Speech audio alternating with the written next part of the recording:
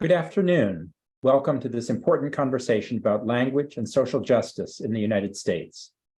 Our program today will center around the ideas advanced in the most recent issue of Dædalus, the quarterly journal of the American Academy. A brief background about the American Academy and about Dædalus.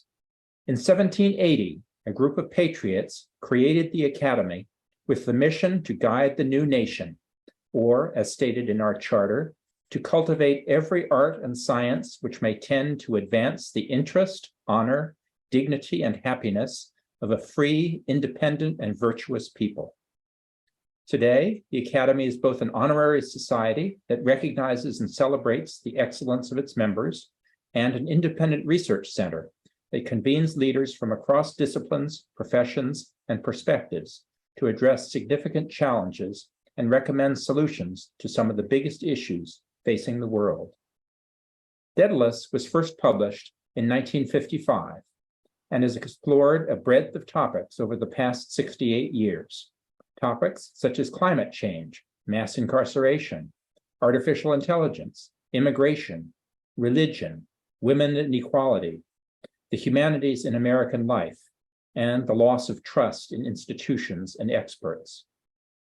Every issue of Dædalus, no matter the focus, is distinguished by its rigor, authority, and contribution of new knowledge.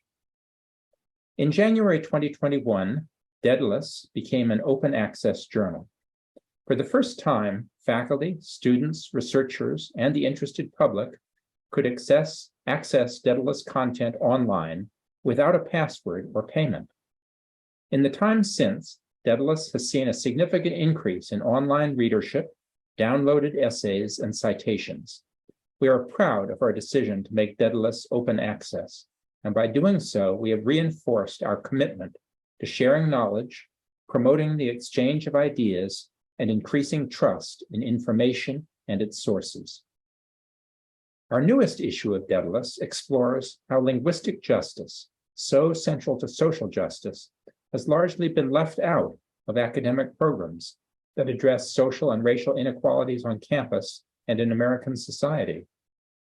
In fact, while higher education institutions have supported anti-racism and diversity, equity, and inclusion initiatives, they have at the same time been active agents in the reproduction of linguistic inequality. We are grateful to the three guest editors of this Dædalus volume, Anne Harper Charity Hudley, Guadalupe Valdez, and Walt Wolfram, for their leadership of and vision for this collection. Anne is Associate Dean of Educational Affairs and the Bonnie Katz Tenenbaum Professor of Education and African American Studies and Linguistics by courtesy in the Graduate School of Education at Stanford University. Guadalupe is the Bonnie Katz Tenenbaum Professor of Education, Emerita, in the Graduate School of Education at Stanford University. And Walt is the William C. Friday Distinguished University Professor and Director of the Language and Life Project at North Carolina State University. Guadalupe and Walt are also members of the American Academy. Anne, Guadalupe, and Walt will lead today's conversation. Several of the authors in the Dædalus volume are also in attendance, and they will participate in the Q&A session of our program. All of the essays in the Dædalus issue on language and social justice in the United States are available on the Academy's website. If you haven't yet, I encourage you to spend time with the collection following the program. It is now my pleasure to turn things over to Walt Wolfram. First of all, I want to thank Dædalus editors for such a great job. Actually, the editing of this volume was one of the most seamless editing jobs I've done in my life, and I've been doing this for a few decades now. So thank you very much. It was great to work with the staff, and if anybody ever has a chance to publish with Dædalus, absolutely do it. We really encourage it. Okay, so our theme is language and social justice in the United States. The fact of the matter is that linguistic relevance has a long history.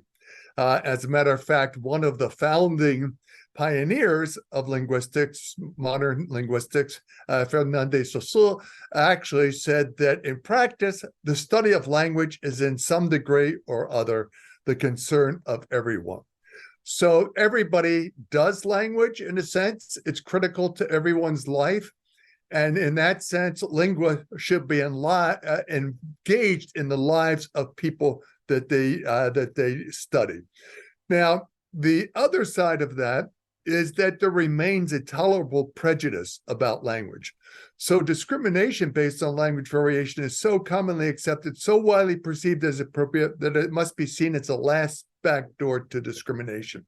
And the door stands wide open. People don't always recognize that, but the fact of the matter is, if you look at our diversity canons in universities, corporations, and other places, you'll notice that language is always or typically not mentioned. Yet language intersects with every other component of the diversity canon and is critical to its manifestation. So that becomes, we also live in a state where knowledge is everywhere. No longer can I say things in class and have students simply accept them. They can challenge me right on the spot by looking up the facts.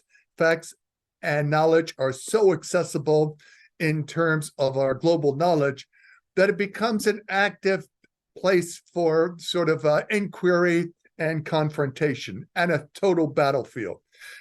And in this sense, I remember Jan Bloemelt, who passed away when we were just starting this, and what he said about knowledge as a battlefield, and that we need an activist attitude, one in which the power through knowledge is engaged, in which knowledge is activated as a key instrument for the liberation of people, and as a central tool underpinning any effort to arrive at a more just and equitable society. And in a sense, I concur with that, and that gives knowledge and specialization in linguistics a much deeper social relevance. Okay, so why a collection on Dædalus? Well, first of all, as I mentioned before, language is typically dismissed or erased in the diversity canon. And whenever I speak on this topic to universities, and I do a considerable amount of it, I always tell them, I'll speak to the linguist, but I want the officer of diversity in your university to be there, because they need to hear this message and how language intersects with everything within that domain. And there's a breadth and scope of linguistic relevance and engagement that covers everything from political language to the language used in higher institutions, to attitudes that kids go into school with and perpetuate throughout their schooling. There's also current relevance. It's interesting. At no point in my life, and I've been around 80 years, has the whole notion of truth as a linguistic question been so globally discussed. This happened also during Watergate.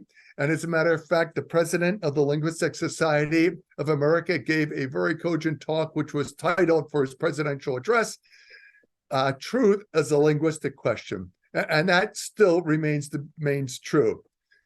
Ironically, this is the 50th anniversary of a volume of Language as a Human Problem, which was published by Dædalus in 1973. The summer issue, which is exactly the same issue 50 years. Of course, the views of language and language inequality at that time were very different. And as a matter of fact, there was only one or two papers. And the papers were authored by 16 people, 15 of whom were white European men and one white European woman. There were no people of color represented. So there's a new age, a new dynamic, new presentation, and a new obligation.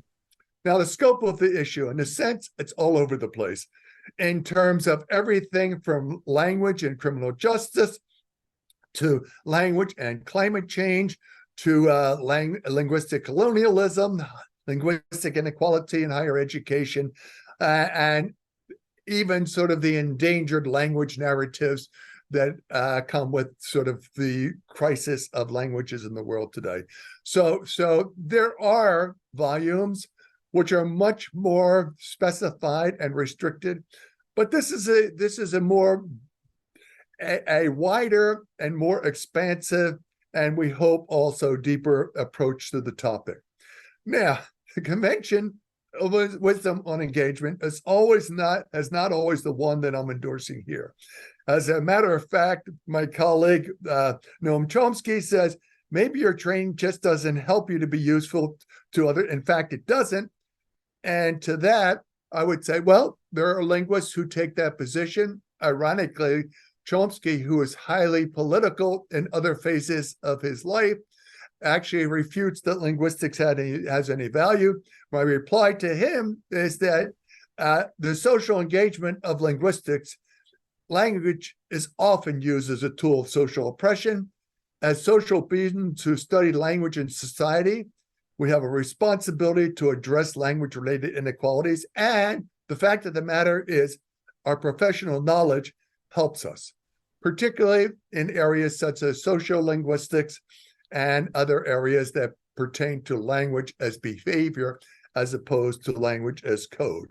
Now, just to go over briefly a couple of the papers in the beginning of it. It starts out with a very cogent argument by a group of faculty from the University of Michigan, which is on the front line in terms of addressing inequality. They have a language policy statement. They have a statement about standardization. And what they notice and observe is that language standardization involves minimizing variation, especially in the written forms of language.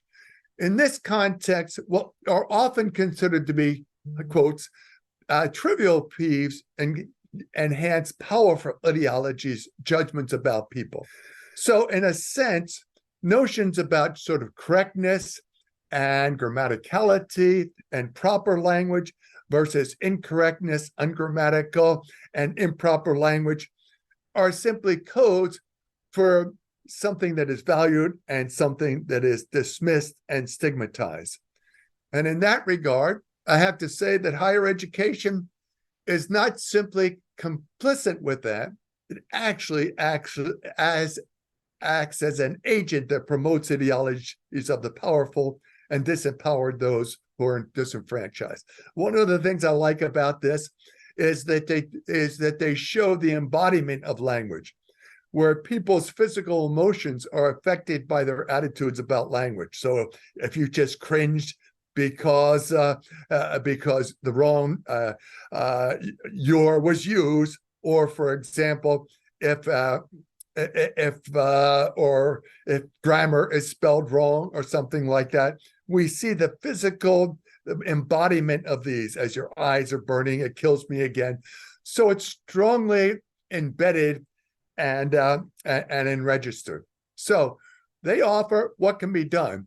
And this is in higher education and also in secondary education and other places. One of the things is people who teach language, the English language, can teach students about the politics of language standardization. It's a perfect occasion to get students to address some of these things. Secondly, we can challenge the preference for standardization with the discourse of the academy. It's interesting that the academy has adopted such a sort of standardization code which dismisses other varieties of language in that position. We can also, and this is important, and it's an important distinction, we can teach standardized versions of language as content rather than correctness or incorrectness. So if we're teaching it as content, as a register of language that people can add to theirs, then we're teaching it in a sense which understands how it's used in certain registers, just like we might talk about the register of athletes, we might talk about the register of writing academic articles, so that people recognize the notion of register. And standardization is simply another register. It's not a matter of correctness or incorrectness. And then, of course, we can teach our students to understand and appreciate creativity, richness, and the wonder of language diversity, which is one of our greatest treasures in American culture, in the cultures in which we live, the diversity of our lives. So my own study, which is reported here, was we took a group of students from Appalachia and studied their opinions of their treatment as people who spoke a distinct dialect of English when they came to our university, North Carolina State University. So we chose this group because it's a distinct different dialect. There are a number of people from there, and they typically have a Highlands dialect that they use. And so what does this effect have on their college education?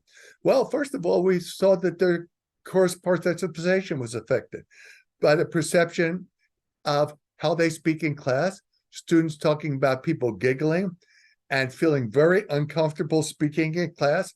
So that's one aspect of participation. They also find that vernacular dialect adds barriers in social academic settings. So they need to prove that they're intelligent. It's not connoted by their voice. They need to overcome stereotypes that people who talk like that are not simply dumb hillbillies and so forth. And the fact of the matter is, most kids who are born in one area experience diversity in a meaningful way the first time when they come to college. So it heightens their awareness of language stigmatization of their home dialect and the status of a linguistic other. One of the things that was most surprising is that they have different experiences and different departments in colleges. This is interesting because we found that in the sciences, that the students feel much more comfortable speaking than in the humanities and social science.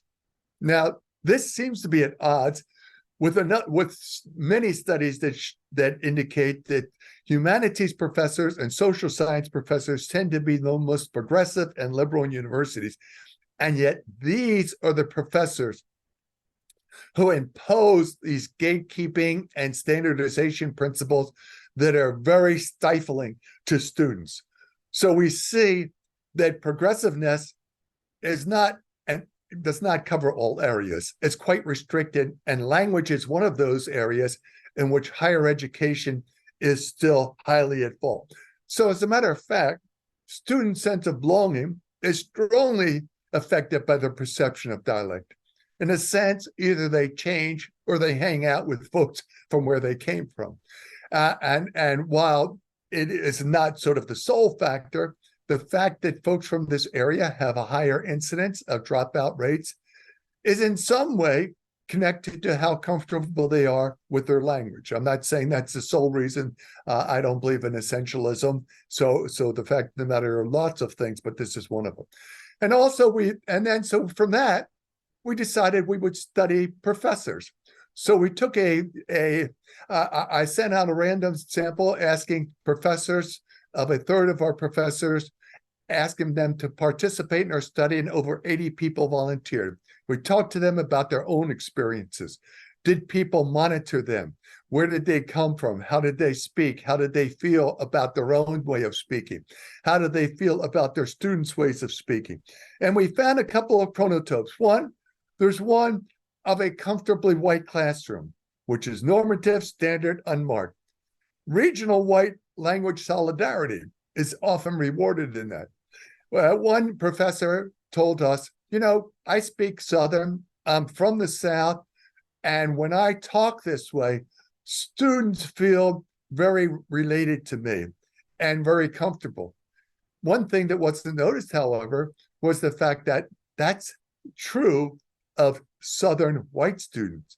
But is it true of African Americans who may come from a different area and associate, as a stereotype, Southern speech with racism? They may feel more uncomfortable and more marginalized. And so we see there's also an uncomfortably Black classroom where Black professors are non-normative Black speech may occur in the classroom, and they feel pressure not to use it because their intelligence is going to be judged. So they're facing a conundrum of who they represent and become exceptionalized Black instructors and students. And also we see the language ideology, which is manifest in these kinds of classrooms as well. It also relates to male-female kinds of dimensions. So we had many females, for example, professors who said that they were mentored by people in graduate school of how to speak, how to dress, how to act, which was not comparable to what men were mentored about. So there's a classroom flexibility that males have in the classroom, women do not have. All right. There's a male language use that is normative, that is much more expansive in terms of the domains that it covers. And also, it is the unmarked norm. Now, women face a sort of double bind. So they're often sanctioned for indexing femininity. So they may have vocal fry, they most have uptalk, and lots of women professors talked about people giving them lectures and advice about using that in the classroom. At the same time, they may be sanctioned for violating gender norm expectations. And so they're in a double bind where there's multiple identities that intersect to produce a unique oppression. So they may be sanctioned for using feminine features and then sanctioned for violating norm expectations. So this becomes a problem. So what we see in terms of the diversity canon is that language variation is critical symbolic manifestation of diversity. It ironically excluded or erased from our institutional office of diversity programs. And this is critical, universities are central sites where linguistic subordination is reproduced and enabled, as are corporations. Now, there are other studies in this volume that actually consider other things. So, for example, one of our editors, Guadalupe Valdez's paper, looks at heritage speakers of Spanish. So there are common misunderstandings about long-term English speaking. So sometimes these folks are considered to be almost languageless. It's kind of languageless.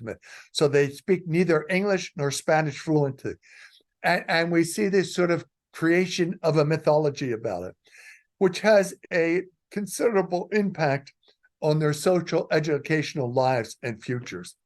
And she problematizes the classroom instruction and the curricularization for language Latinx students, where students are often put into this Latinx, into this tradition of we curricularize it and teach about the structures, but not about the social setting and the status.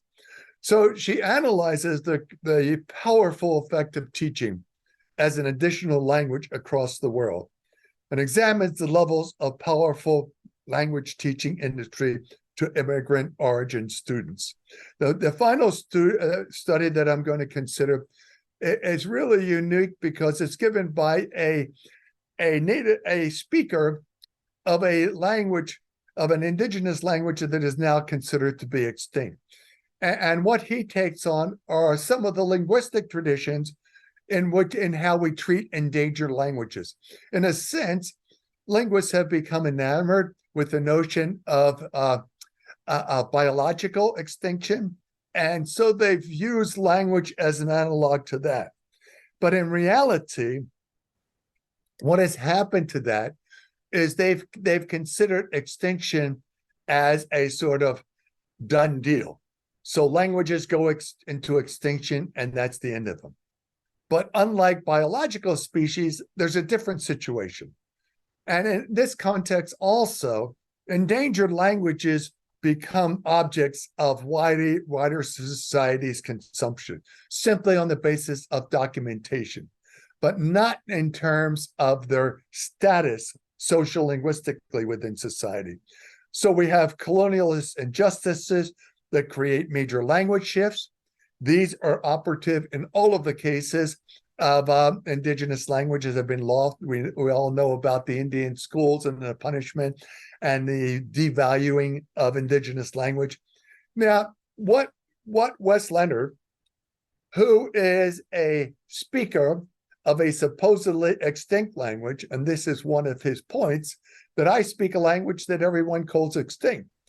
It's a pushback against the framing of language endangerment by linguistic documentarians. And what he also draws from is the indigenous ways of knowing to promote social justice through reclamation. And in that sense, not only do our authors fight some of the societal kinds of stereotypes and myths, but some of the myths that have been created within linguistic itself. And at this point, I'm going to turn it over to Ann Charity Hudley, who is a great resource as an editor of this and will continue with some of the overviews. Thank you very much. While a classroom may be comfortable for a chronotype of white students, when you start then bringing in students from different backgrounds, female students, that language diversity that he documents in the paper is super important.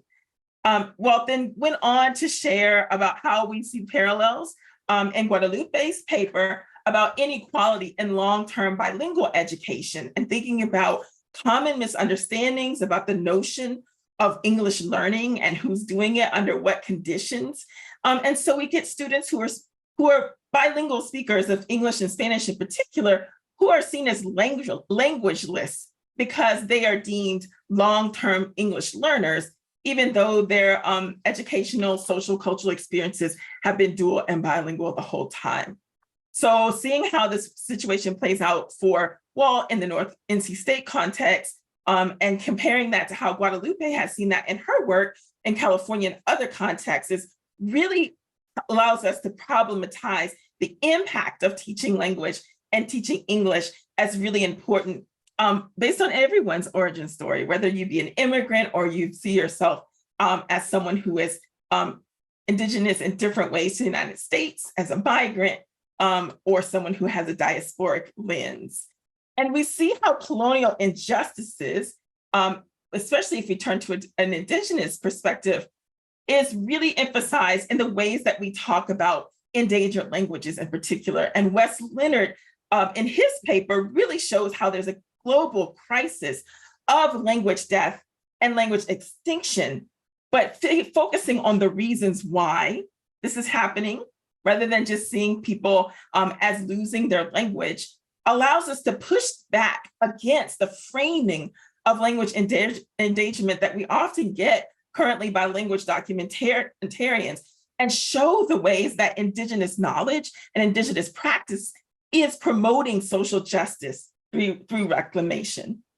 And this is really important for us through these framing papers, but also throughout the entire volume, as we work to really expand the notion of who studies language and why. And I think about this in terms of Toni Morrison's particular Nobel lecture. And she says in that lecture, we die. That may be the meaning of life, but we do language, and that may be the measure of our lives. And so you see in this set of papers by Walt, Guadalupe, and Wes, and Ann Curzan, Robin Queen, and others, that doing language and having us be measured is super important to all of us, but particularly of those who are thinking about the ways that we study language and the ways that we use language in the learning process. So what I'm thinking about here is we are not just doing language as the measure of our lives, we are doing language as a matter of survival. And you can really see that through the authors in this volume and the ways that we're thinking about how language impacts our own experience and our experiences as people who study language. So here's some examples here, right? We are in this moment where books are being banned and educators are afraid to broach topics, including race, which adds a burden for all of us, but particularly those of us in these highly politicized areas, to figure out how do we even keep these conversations going? And if they hadn't started yet, how do we start them? That is also being accompanied by anti-diversity, equity, and inclusion legislation, the end of affirmative action and admissions, that we all should be thinking proactively about what are our individual and collective responsibilities to this judgment. We are facing as scholars, particularly scholars of privilege and scholars in the academy and surrounding audiences, how do we stop the dismantling of generations of effort And I think particularly those of us who are thinking about this from a linguistic perspective are watching the greater reliance on language in the admissions process as we try to sort out those who we think have the most opportunity and access. Linguists right now in particular are watching the devaluing of public higher education and the closure of language and linguistics programs. And so we're thinking about the reality that our most vulnerable and needing students may not have the full spectrum of access to language and culture in higher education.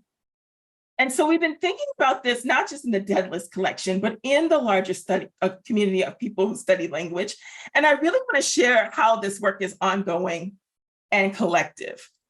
So the relationship between this volume and other volumes for us has a mission. So in all, there are 4 volumes. 2 are available, and I'll go through all of them, and 2 will be out soon.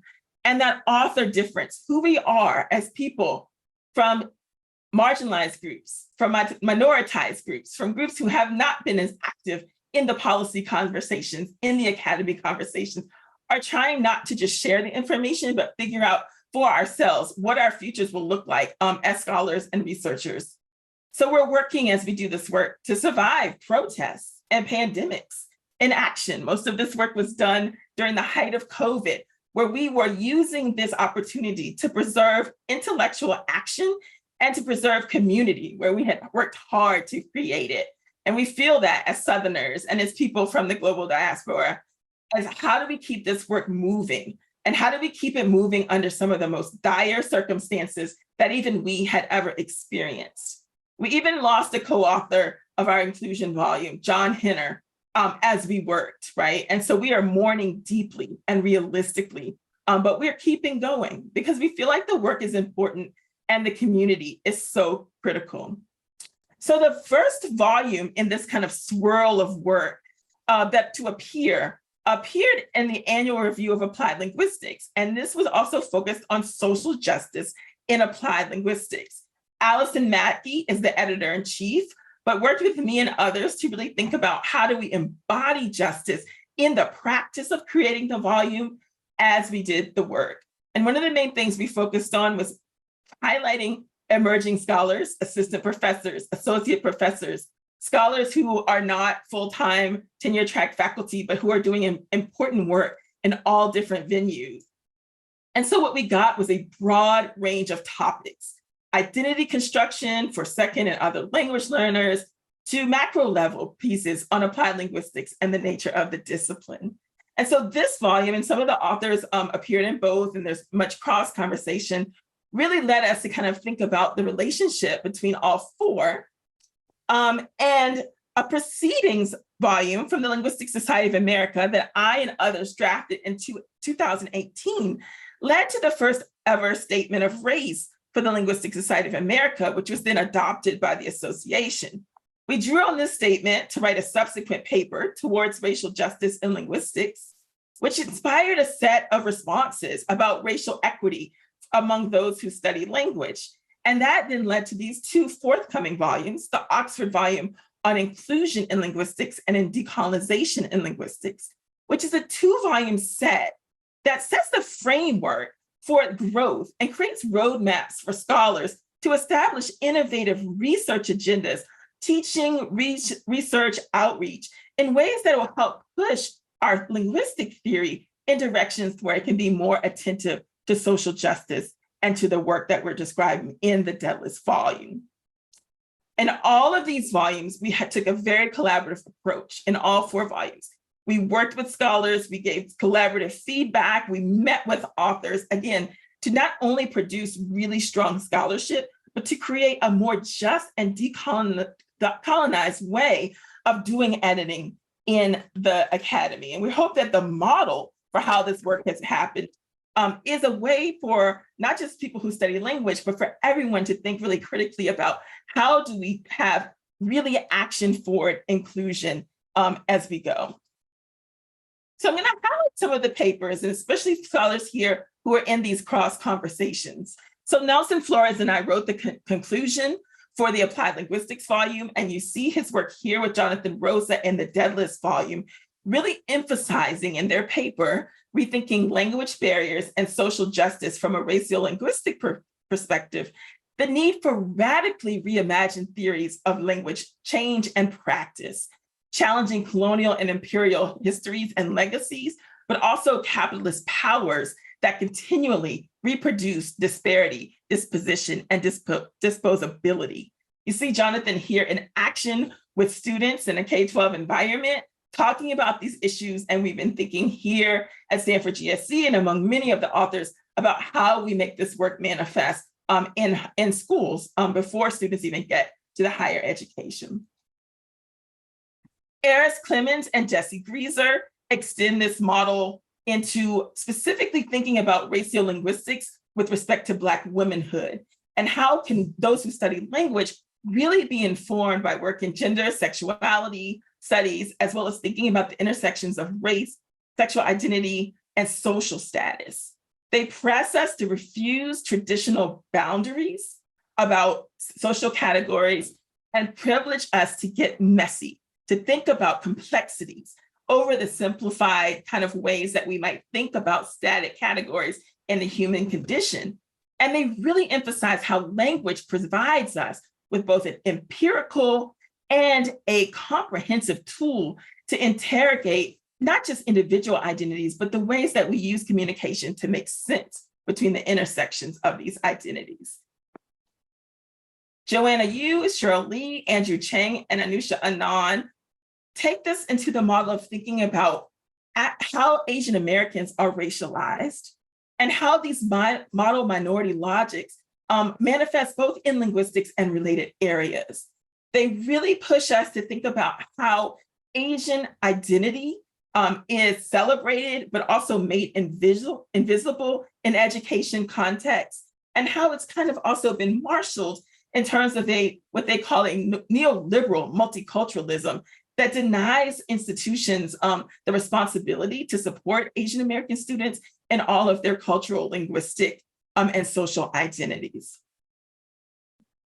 Samuel Leem's paper, Inventing the White Voice, Racial Capitalism, Racial Linguistics, and Culturally Sustaining Pedagogies, shows us how in popular media and in representations, we have both a sociological, a cultural, and media imagination of white voice.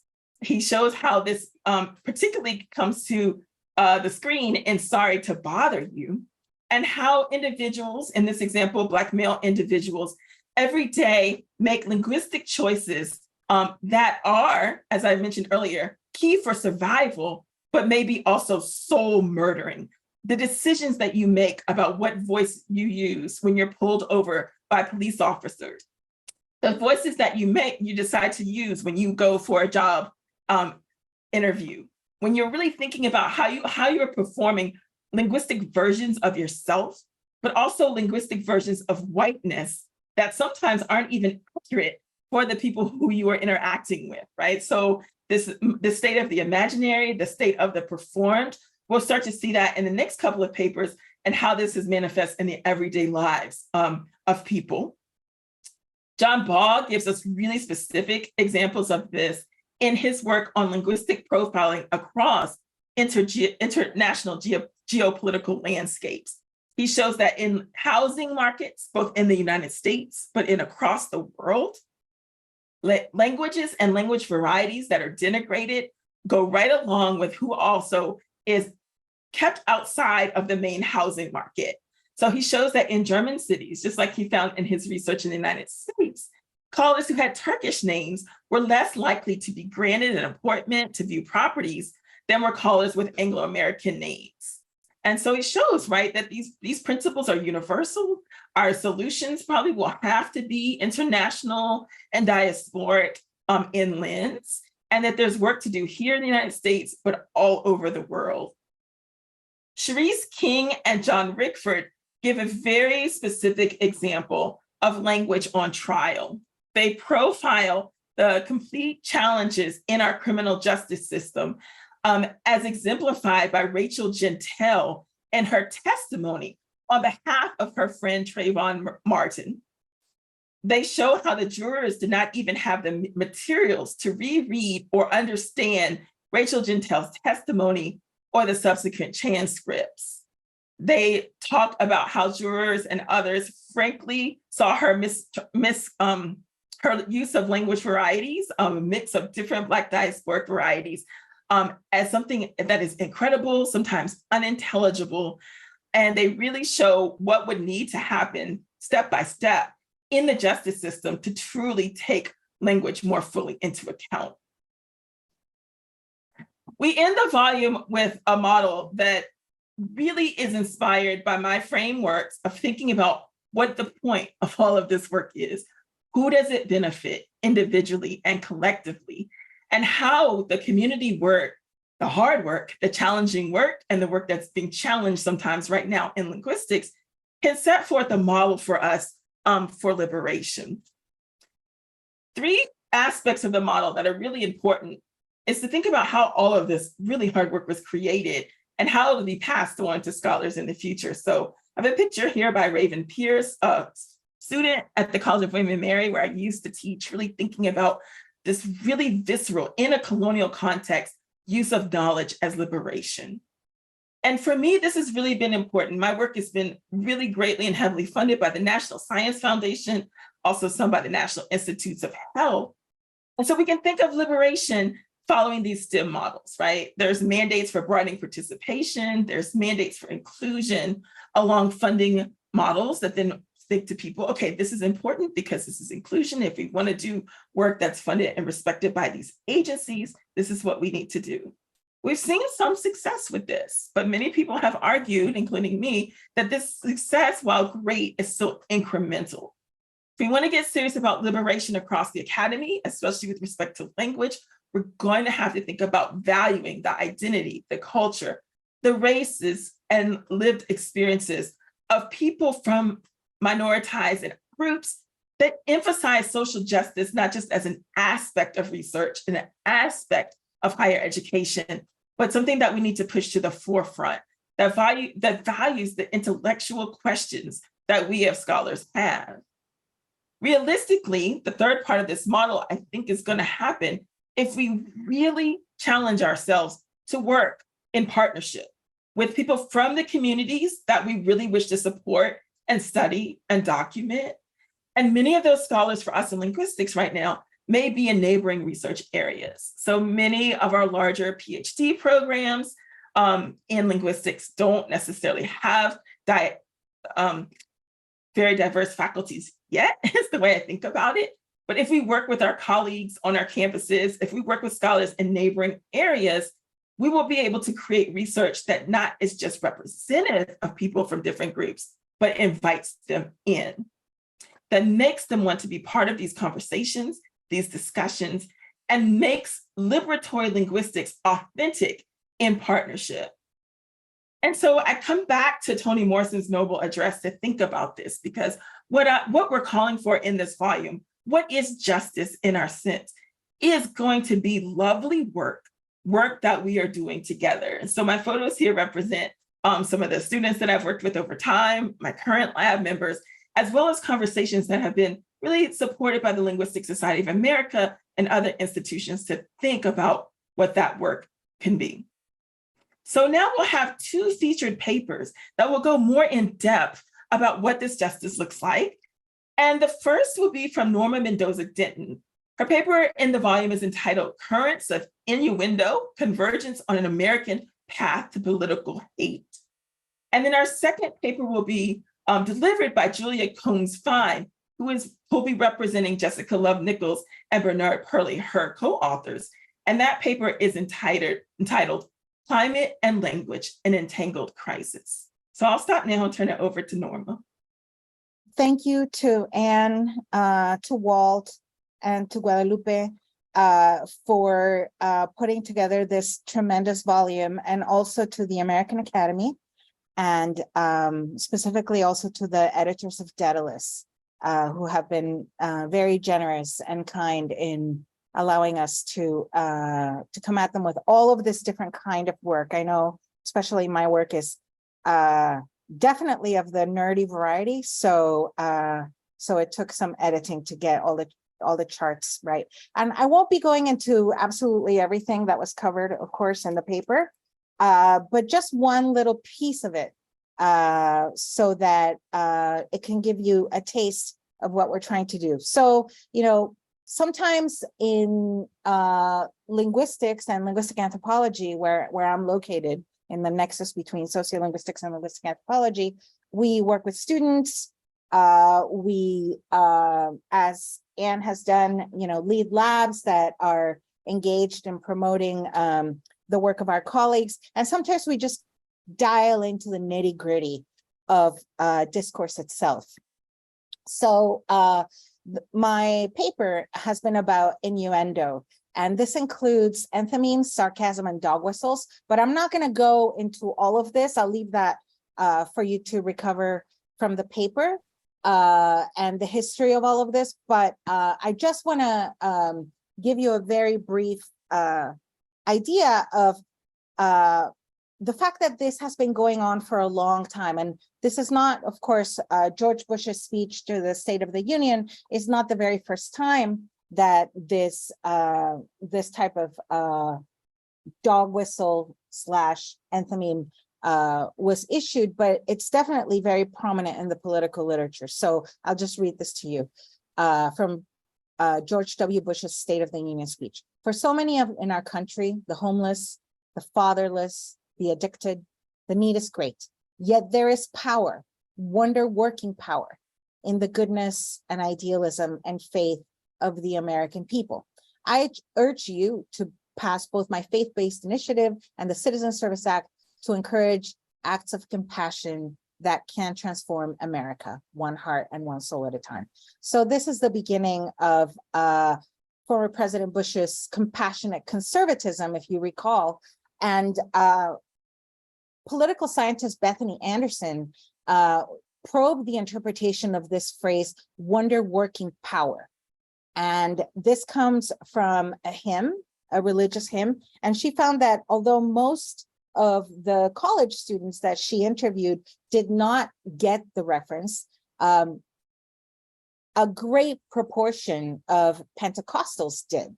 So this wonder-working power was definitely bifurcated, interpretively bifurcated, serving as a kind of dog whistle where if you knew the reference to this church hymn, you would get that it was supposed to be a religious speech.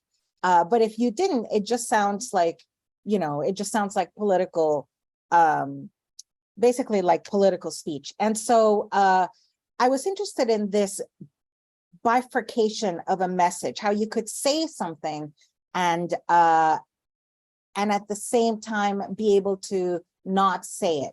So my definition of innuendo is close to Elizabeth Camp's. She's a philosopher. Communication of beliefs, requests, and other attitudes off record so that the speaker's main communicative point remains unstated.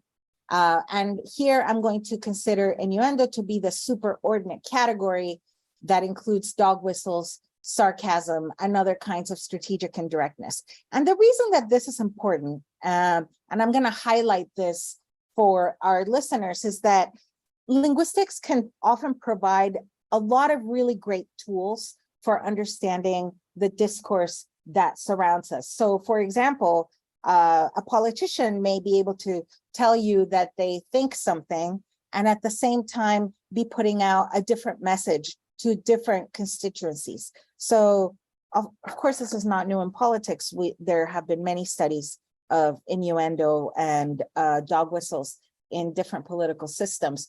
But I wanted to drill down on this at the intonational level. So I'm going to give you an example of former President Trump when he had a rally at Bemidji, Minnesota, and spoke about refugees. So I'm not going to play you the data as we would normally do at a talk, because that will just take too long, but I'm just going to read it to you.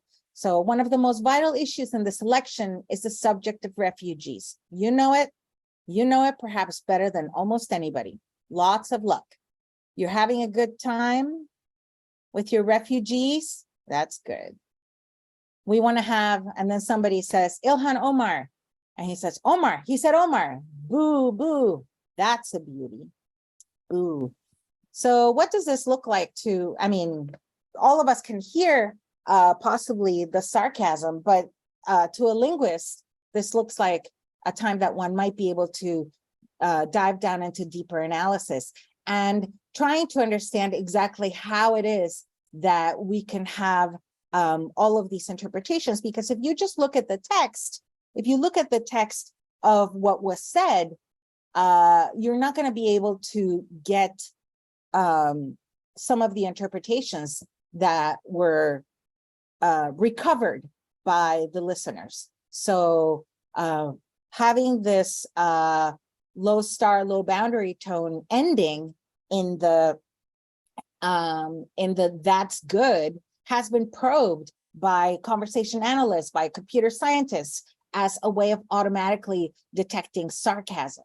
So if you say that's good with a very, very low tone at the end in this kind of phrase, that cues the listener to sarcasm. Another way to do it is with intonational prominence. How the hell did she win the election? How did she win? And he's again talking about Ilhan Omar.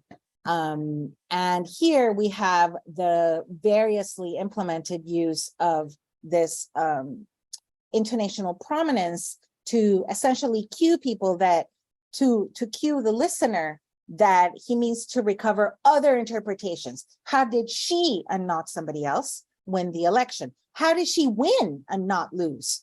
Right? And all of these are powerfully coded. And of course, we might be tempted to think that this is done strategically. And in some ways it is strategic, but it's also something that former President Trump does extremely, he's just like an incredible speaker in this particular way. And just being able to invoke dog whistles, invoke innuendo, and invoke them in a way that he still has plausible deniability when directly questioned. And again, for me, the purpose of this is to be able to look at dominant discourses and break them down, and essentially to give citizens the tools that they need to uncover the possibility of political hate. Thank you. Thanks so much for that presentation, and I echo the thanks to the organizers as well. All right, so I'm presenting on behalf of myself, Jessie Love Nichols, and Bernie Purley today, and the title of our chapter is Climate and Language, an Entangled Crisis. So I'll be trying to tease apart some of these tangles quickly.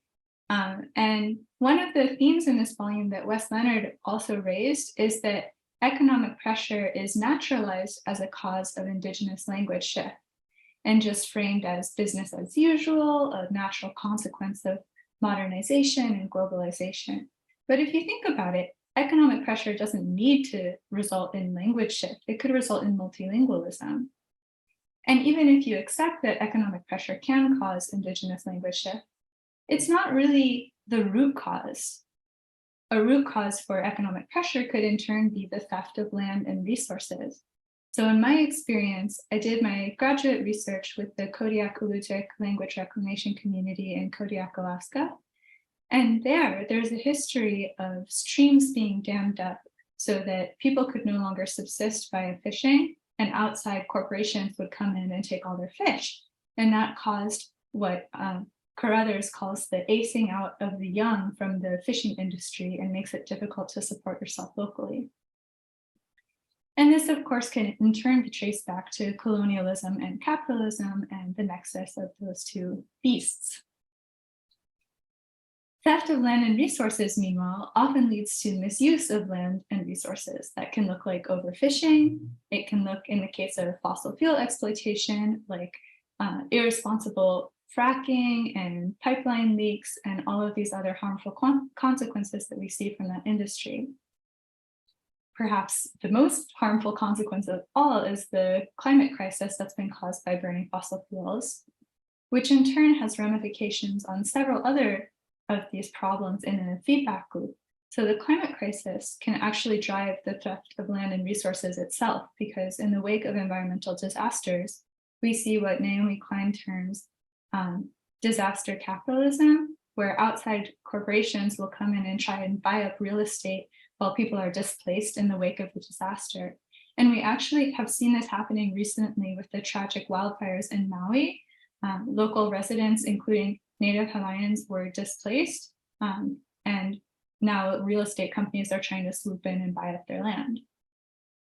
The climate crisis can also lead to indigenous language shift by dislocating communities and by creating these ever more frequent environmental disasters that get in the way of the community organizing needed to maintain a language movement. Moreover, the climate crisis increases the frequency of pandemics like COVID-19 because animal migration patterns change due to rising temperatures and habitat loss. And that additional contact between species that don't usually get in touch with each other creates opportunities for pathogen spread. So this is kind of the network of entangled problems that we have to deal with. But fortunately, the solutions can build on each other in a similar kind of tangled web.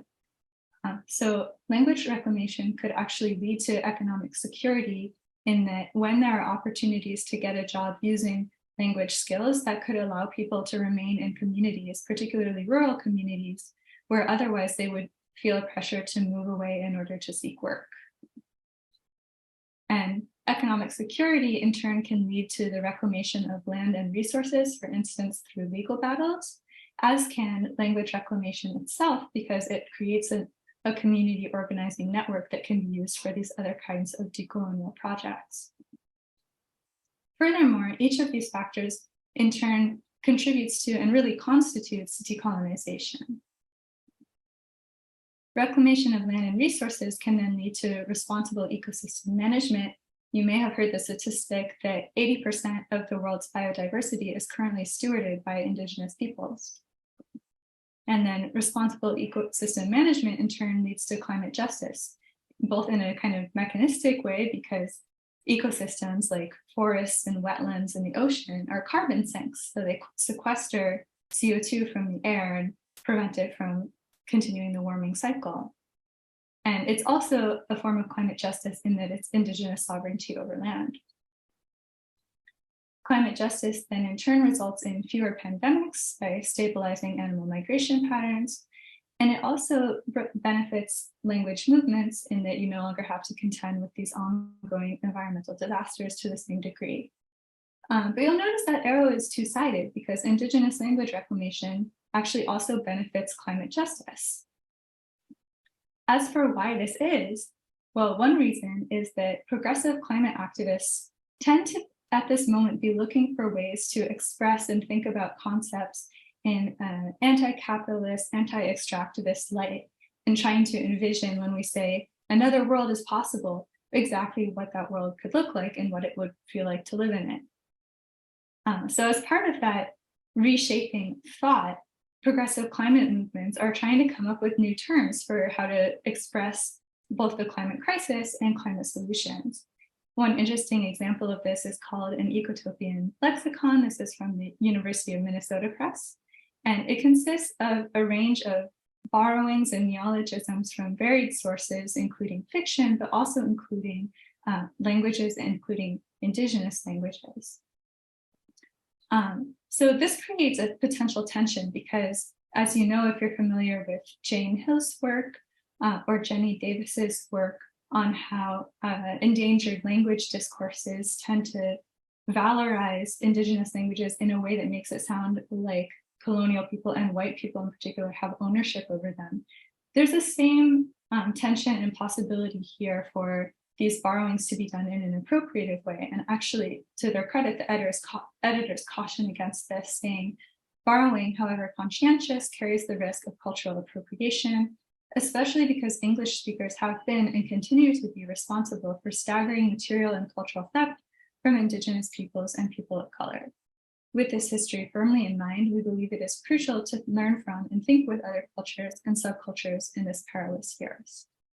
And this is evident even in discourses today about indigenous environmental knowledge. If you look at official documents, you'll see a lot of settler environmental movements saying things like, oh, we should incorporate indigenous environmental knowledge into our programming and our resources and our plans for the future.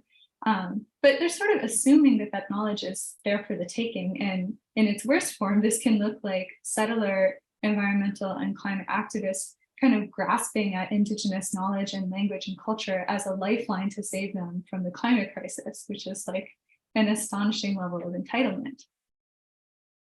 So as an alternative to this sort of settler-dominated approach that assumes indigenous knowledge is their property, it's possible to conceive of a world in which indigenous frameworks could be the norm, and then settler knowledges could be slotted into those frameworks. And I'm thinking here of what Arielle Deranger mentions on her website. She's the executive director of the Indigenous Climate Action Organization. And she notes that her work envisions a world where indigenous-led climate solutions are the standard and where colonial structures are doing the work to figure out where their resources and knowledge can offer support to existing indigenous systems, not the other way around. This will require a deconstruction and undoing of current systems to create space for our own independent processes and plans built around a more holistic, interconnected, balanced approach based on reciprocity and respect with the natural world. So in conclusion, Bernie, Jesse, and I thought about how settler climate activists can more respectfully engage with indigenous language, culture, and environmental knowledge, recognizing the place of that knowledge, culture, and leadership at the forefront of climate movements. So these are some tips, not definitive or exhaustive, but to get the conversation started, one important thing is to name colonialism as the driver behind indigenous language shift, and in large part behind the climate crisis itself. Secondly, we recommend supporting indigenous-led initiatives in terms of language reclamation activities and also in terms of climate activism, like the kinds of land and water defense that we've seen around the US. We also recommend acknowledging indigenous sovereignty over language, culture, knowledge, and land. And finally, citing indigenous thinkers both within and outside the academy. Thanks so much, and I look forward to continuing the discussion. This has been wonderful, and so much. Thank you too much for our authors and our presenters for sharing with us their thoughts. We have a number of questions that we'd like to ask our panelists and possibly the editors of the volume. So our first question would be, why is it that linguistic discrimination and prejudice persist without as much public feedback in comparison to other kinds of injustices? And I'm going to direct that to Anne. Thanks, Guadalupe. I think that's such an important framing question. I think what's happened has been multifaceted. So you have on the policy side, in education and government policy, arguments towards a standard, arguments towards standardization, as seen as being very nationalistic, really important to the identities of not just individuals or individual cultures, but to countries, right? So we have academies in certain countries, we have kind of language here pushes towards English only, both in government legislation, but also in the workplace.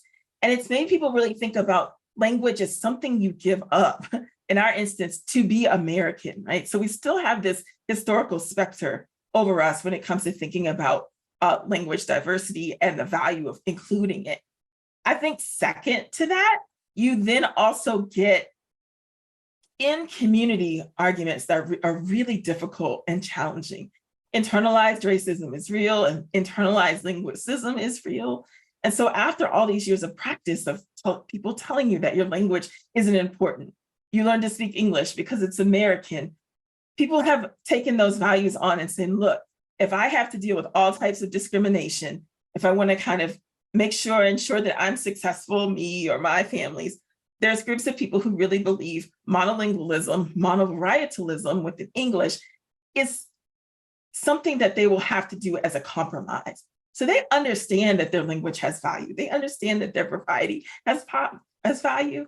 But in the greater scope of things, that has often been something that say, you know what, we're going to go with standardized English or English because we've got a whole host of social economic challenges, people who are really against our very being. This is something we can do. And it's really tough because engaging with that population, which has really been a lot of my work, has to understand the sensitivities of how this institutionalized and this larger rhetoric of ignoring your language for the sake of others really becomes a way to really manifest your silence, a way for you to give up parts of your key identity. Having people focus on language as culture, language as who they are, right, is less important if you just really say, okay, well, if I want to go to this university, or if I want to get this certain job, you know, I'm going to do it a certain way, without seeing how this leads us down the slippery slope. And I think this is really why language has not been at the forefront. So many of us have had to do it to be successful. So many of us continue to grapple with the fact that even as linguists, while we study different languages and different varieties, the bulk of our own work is in standardized English. So it's not just individuals in the community that are making sense of this devaluation. We argue it's scholars ourselves. And how do we make sense of that as we go forward, I think is really where this volume leads us. Thank you, Anne. So we have another really important question, I think, and it's really, and I'll address it to see which one of our panelists want to answer it. But it goes like this: how does this special issue allow us to think differently about language, linguistics, and what is the role of interdisciplinarity here? I'll take it. The role of an interdisciplinarity is just absolutely critical. One thing that I think has possibly hurt linguistics in the past is the siloization of our knowledge. So it's, you know, it's difficult to get people from the public interested in linguistics if it's conceived of and presented as a kind of autonomous science that nothing else matters to. Right. So when we have people, even from linguistics, saying this is not linguistics, that is not linguistics, that really does a disservice, because it doesn't allow students who don't see these boundaries in the first place to engage all of the different things that linguistics is able to do. For my part, I trained in linguistics. Actually, Professor Guadalupe Valdez was on my dissertation committee, and I have been in Spanish departments. I've been affiliated with gender studies. I've been very fortunate to work with people from English and education, and I'm currently in anthropology. But I really see that as, I mean, I love anthropology, but I see that as a kind of like I'm alighting in anthropology, right? Because I'm really able to span a lot of different subdisciplines. So for my current work, I talk to a lot of political theorists. I talk to a lot of sociologists. I talk to a lot of psychologists because I'm interested in citizenry, populism, and political hate. So that doesn't have disciplinary boundaries. So I think depending on the kind of work that you're doing, you're at least going to have to, I guess, interface with the people in that specific area. Thank you, Norma. And we just had a question in the chat that came up, which is, how would you advise federal agencies conducting Section 106 processes during federal projects on their overuse and reliance on legal English and lack of consideration for utilizing indigenous languages and an unwillingness to learn local tribal phrases during the Section 106 process? And perhaps Julia wants to join us for that response. Yeah, honestly, that sounds like something I know nothing about. It sounds a bit technical. So I'll turn it over to anyone else who happens to know about this. I mean, it seems like the federal agencies should have greater consideration for using Indigenous language, but I don't know much beyond that. No, that's fair. It's a wonderful question. What's wonderful is that it came up and we can see what do we need to know to be able to respond to that question in the future, because that's certainly very, very important. Federal agencies and the policies that they come up with change the lives of our youngsters, of our future, of all the things that we care about. So we have to really be attentive to them. There's a final question here, I think we want to make sure perhaps Walt wants to come in on. This was a question that John, one of our authors asked, how to respond to those criticisms that language and social justice is not linguistics?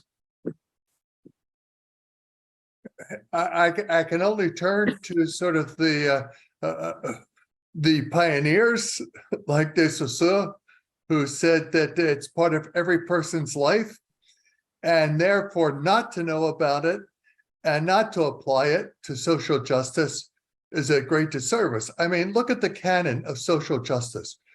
Look at it in terms of gender, in terms of social class, in terms of race, in terms of ethnicity. All of these are affected by language. Language is central to our hierarchies and serves as a basis for discriminating against people. So to have knowledge that we have scientifically, in terms of social science, in terms of humanity, and not utilize it to the betterment of society, to me, is irresponsible. And well, folks can study whatever they want for the sake of study. My own feeling is that's what makes life worthwhile as an academic, to apply it to these things. Thank you. Some last words, Anne, on this topic or any other, because we're getting very close. Yeah, just the last word. I think we're seeing this process come relevant in all disciplines right now. As I talk about in my paper, once you start including the values of Black scholars, of Latinx scholars, of Indigenous scholars in the conversation, what do we care about most? What's really important for our survival and sustenance? We keep getting these records. Oh, it's not rigorous work. Oh, that's not the questions that founded this discipline. And I think what I think about every day to keep me going is, well, we weren't in those discussions when people said, what is linguistics, right? We weren't the early editors. We weren't the early formulators of the legislation that about the question was formed on, or the priorities of funding agencies, but we're here now. And I think to always press against kind of this sense of what a discipline is has to really go up against looking at who the population of the world is and thinking about what those needs are and what we can do as academics every day to start making those changes apparent in our teaching and research, and press ourselves to change the definition as one of the most kind of progressive intellectual exercises that we can do. So what these questions about what is linguistics, it's going on with what is psychology, what is education, what is math right now? When you bring in math education and the social cultural lives of students who one day could be mathematicians, it runs parallel. And so the only way to really address it and dismiss it is in that parallel aspect. And I think this volume gives us a roadmap for doing that. So we have 2 minutes left, and I'm seeing Eris, who just turned on her camera, and wondered if she would like to contribute something before we end. Yeah, I just wanted to add something in terms of the work that we do in kind of defining linguistics. And I think that what we can do is continue to challenge the boundaries of what has been considered linguistics, theoretically, methodologically, and in terms of the communities that we're privileging and working with. I think it also comes from training and recruiting a crop of students who are interested in exploring questions that are not traditionally explored in linguistics and doing them from a linguistics framework. And so I would say that continuing to do the work is what is going to allow us to redefine linguistics as it currently exists. Thank you. Thank you for that. And I think we're just at about time to end. So I'm going to turn it over. Yep, thank you. Thank you very much. I want to thank Anne, Guadalupe, and Walt for leading us today in such an engaging conversation, and again for their leadership of this Dædalus volume. And thank you to everyone in our audience for joining us. As a reminder, the Dædalus issue on language and social justice in the United States is available open access on the Academy's website. I hope you will continue to engage with this work and share the essays with colleagues, students, and friends. Thank you again for joining us, and have a good evening.